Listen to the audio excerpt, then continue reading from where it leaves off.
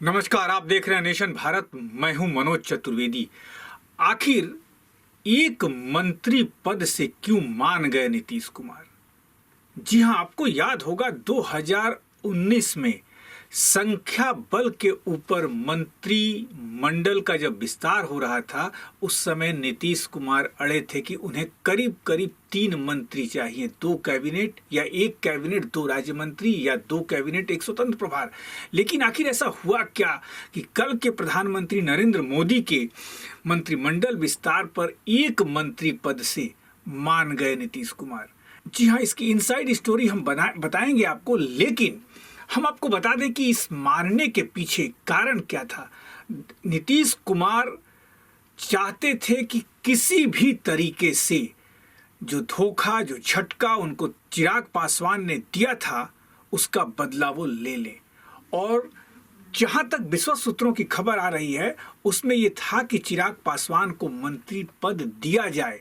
लेकिन ये सब कुछ जदयू का ही कारनामा था, जो कि आज की मीडिया रिपोर्टों में आया है, आज के अखबारों में आ रहा है कि नीतीश इस पर अड़े थे कि उनको एक ही मंत्री का पद मिले केंद्र में, लेकिन वो चिराग पासवान को मंत्री नहीं बनने देंगे, जिसके कारण उनके सबसे खासम खास उनके रणनीतिकार जो हैं ललन सिंह, वो भी मंत्री बनने से रह गए। क्योंकि एक केंद्रीय मंत्री और एक राज्य मंत्री का पद ऑफर था, और ललन सिंह कभी राज्य मंत्री को स्वीकार नहीं करते, राज्य मंत्री का पद स्वीकार नहीं करते। क्या है पूरी ये अंदर की खबर, आपको दिखाते हैं। एक ऐसा भी डील जिसके बाद जेडीयू ने आगे कोई शर्त ही नहीं रखा। एक ऐसा डील जिसमें जेडीयू का प्रतिशोध शांत हो रहा था। इस डील में अपनी पुराने वचन को भी जेडीयू ने तोड़ दिया था। ये डील भले ही सहयोगी दल के सामने झुकना स्वीकार किया, लेकिन अपने प्रतिशोध को कामयाब कर लिया। जी हां, हम बात कर रहे हैं बुधवार को हुई केंद्रीय मंत्रिमंडल विस्तार में जेडीयू के बीजेपी के साथ हुए डील की। इस डील में जेडीयू ने अपना सब कुछ न्यौछावर करके बस एक मांग रख दी कि इस मंत्रिमंडल में चिराग पासवान की एंट्री नहीं होनी चाहिए। इसको पूरा करने के चक्कर में नीतीश के खास ललन सिंह की भी कैबिनेट मंत्री बनने की लालसा रह गई। केंद्रीय मंत्रिमंडल में शामिल होने से इनकार कर चुका जेडीयू आखिर किस बात पर मान गया?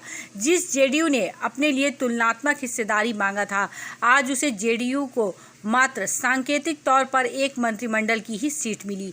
इसके पीछे की कहानी ये है कि जेडीयू किसी भी हाल में चिराग पासवान को केंद्रीय मंत्रिमंडल में एंट्री नहीं देना चाहता था। इसी वजह से मंत्रिमंडल विस्तार से पहले जेडीयू के कुछ नेता मिलकर ऑपरेशन एलजेपी तोड़ो चलाया। चिराग पासवान को अकेला छोड़कर बाकी 5 सांसदों को अलग कर लिया। बाद में राजनीतिक तिकड़म करके पशुपति पारस को एलजेपी का राष्ट्रीय अध्यक्ष घोषित किया गया। साथ ही लोकसभा में संसदीय दल का नेता भी मनोनीत कर दिया गया। इन सब के पीछे जेडीयू की मंशा सिर्फ ये थी कि केंद्रीय मंत्रिमंडल में चिराग पासवान की एंट्री ना हो। 2019 में जब केंद्र में दूसरी बार एनडीए की सरकार बनी, तो उसमें जेडीयू भी सहयोगी दल के रूप में था। बिहार से जेडीयू के 16 सांसद जीतकर लोकसभा गए थे, लेकिन बीजेपी ने पूर्ण बहुमत से 303 सीट पर जीत हासिल की थी। तब बीजेपी ने अपने सभी सहयोगियों को सांकेतिक हिस्सेदारी देते हुए एक एक मंत्रिमंडल में जगह दी थी, लेकिन उस समय के तत्कालीन जेडीयू के राष्ट्रीय अध्यक्ष नीतीश कुमार को यह मंजूर नहीं था। उन्होंने मंत्रिमंडल में शामिल होने से साफ इनकार कर दिया। उन्होंने कहा कि हमें संख्या के आधार पर तुलनात्मक हिस्सेदारी मिलनी चाहिए। हालांकि उन्होंने एनडीए को अपना समर्थन जारी रखा। फिर पटना आकर उन्होंने कहा कि इस विषय पर वह आगे बात नहीं करेंगे। फिर 2020 में दिसंबर में उन्होंने एक व्यक्ति एक पद के नाम पर जेडीयू के राष्ट्रीय अध्यक्ष पद से इस्तीफा दे दिया। इसके बाद आरसीपी सिंह राष्ट्रीय अध्यक्ष बन गए। 2020 में जब बिहार विधानसभा का चुनाव शुरू हुआ, तो एनडीए की तरफ से बीजेपी, जेडीयू, एलजेपी के बीच में बंटवारे का फॉर्मूला फिट नहीं बैठा। एलजेपी के राष्ट्रीय अध्यक्ष चिराग पासवान ने अलग चुनाव लड़ने का मन बनाया। चिराग ने नीतीश कुमार के खिलाफ बिगुल फूंक दिया था। एलजेपी ने चुन चुन कर उन जगहों पर अपने उम्मीदवार उतारे, यहाँ से जेडीयू के जीतने की उम्मीद ज़्यादा थी। जब रिजल्ट आया तो भले एलजेपी को मात्र 1 सीट मिली, लेकिन बताया जाता है कि इसकी वजह से जेडीयू ने 36 सीट गंवा दिए थे। जेडीयू विधानसभा में तीसरे नंबर की पार्टी बनकर रह गई थी। हालांकि एनडीए की तरफ से पहले ही नीतीश कुमार मुख्यमंत्री के उम्मीदवार थे, तो उन्हें मुख्यमंत्री बनाया गया। इस बात का प्रतिशोध जेडीयू उन्हें बाद में एलजेपी के एकमात्र विधायक को अपने दल में शामिल करा कर लिया, और आगे मन नहीं भरा तो लोकसभा में भी एलजेपी को तोड़ दिया। चिराग पासवान को अलग थलग करके उनके चाचा को राष्ट्रीय अध्यक्ष घोषित कर दिया। उन्हें संसदीय दल का नेता भी करार दे दिया गया।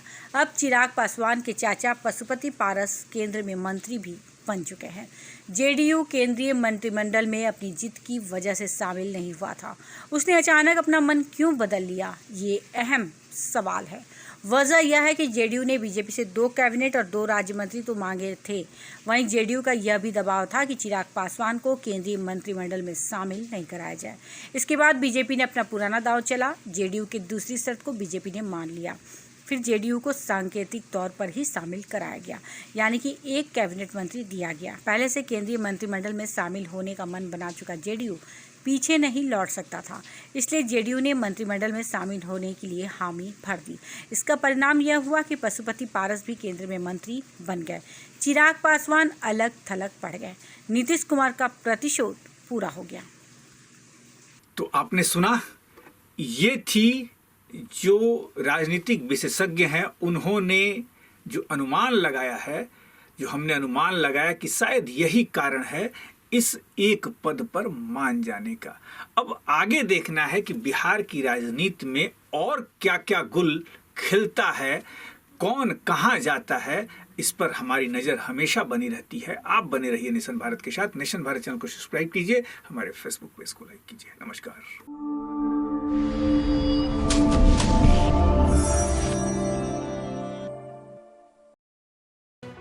लेटेस्ट खबरों से जुड़े रहने के लिए हमारे चैनल नेशन भारत को सब्सक्राइब करें और बेल आइकन को दबाएं ताकि कोई खबर छूट न पाए।